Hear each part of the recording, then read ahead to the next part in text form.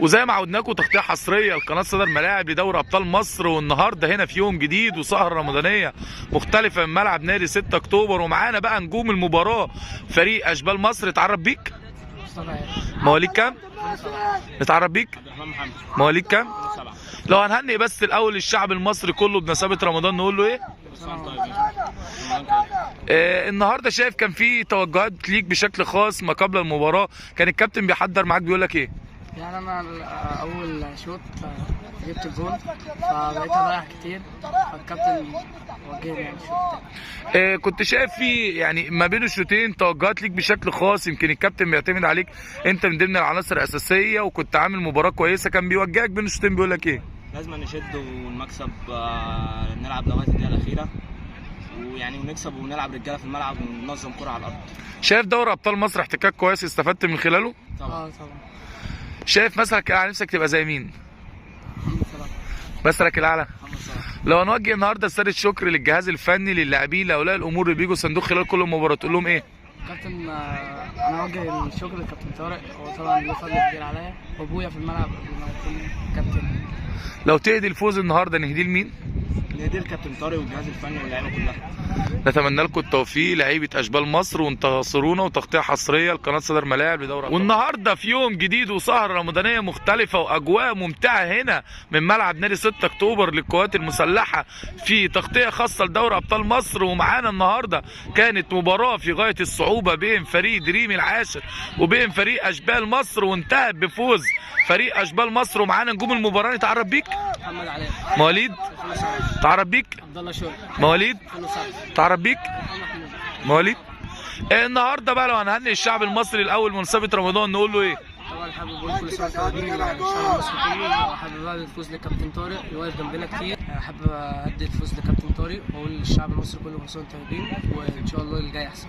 كنا عايزين نعرف كواليس ما قبل المباراه، يمكن انت الكابتن طارق كان بيحضر معاكم المباراه بيقول لك ايه؟ كان انا طبعا راجل بلعب هاف رايت وبرضه ساعات بنزل باك ليفت، فالمباراه ده كان كابتن طارق بيحضر معانا ان انا اربط مع مصطفى ايهاب ان انا اروح هاف ليفت وهو يبقى مكان وهو يلعب بلاي ميكر، ولما يكون معايا كوره هو برضه يفضل بلاي ميكر ويدخل على الاسترايكر، وهو لو معاه الكوره انا ادخل مكانه على الاسترايكر. الحمد لله يعني عملنا شوط اول كويس والشوط الثاني انا خدته. شايف النهارده يمكن انت نجم من نجوم المباراه، الكابتن كقائد بيعتمد عليك خلال المباراه، يمكن نزلت قلبت المباراه، شايف بين الشوطين كان الكابتن بيقول لك ايه؟ بيعتمد عليا ان انا مثلا وقت ما كان الكابتن لما يطلع مثلا الكوره مثلا مطلوب اهدي على نفسي وما اروحش على الكوره مره واحده، توفيق من عند ربنا. شايف دوري ابطال مصر احتكاك كويس استفدت من خلاله؟ طبعا بطوله قويه وممتعه ومبسوطين فيها وان شاء الله نحقق. شايف من خلال دوري ابطال مصر يمكن انتوا فريق اشبال مصر الحمد لله يعني بيشترك في دوري الاتحاد وكان عامل نتائج كويسه، دلوقتي انت في فترات راحه، فاشتراكك في دوري ابطال مصر شايف ان هو استفاده ان انت بتقف على رجليك كبدنيا وذهنيا خلال المباريات دي؟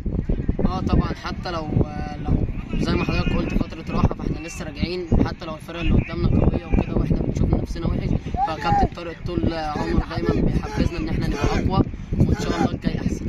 شايف النهارده يمكن فريق اشبال مصر على طول على منصات التتويج، توجهات الكابتن طارق ليكوا ايه خلال ان انتوا عايزين تاخدوا البطوله؟ ويمكن انا في لقائي معاه اتكلم معاه في قصه ان على طول انا بحفز اللعيبه ان هي على طول على منصات التتويج، بيبقى احساسك ايه انت في الملعب ان انت راجل بتنافس على البطوله؟